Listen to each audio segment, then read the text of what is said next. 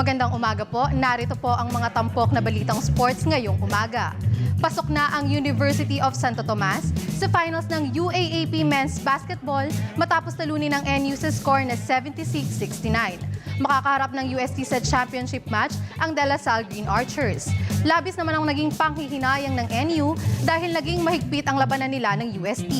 Naiyak naman ang coach ng UST dahil hindi niya akalain na aabot sila sa finals. Huling nagkampiyon ng UST noong 2006 at nagtala rin sila ng kasaysayan dahil sila ang unang team na nasa number 4 na nakapasok sa finals. Samantala, pinagharian naman ni Kobe Paras, anak ni PBA legend Benji Paras, ang 2013 Under-18 3x3 FIBA World Championship Slam Dunk Contest. Tinalo ni Paras ang pambato ng Spain, China at US sa final showdown.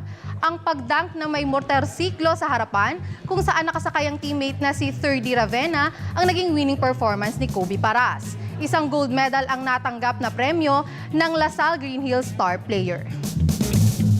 Samantala, nanalo naman si former middleweight champion Julio Cesar Chavez Jr.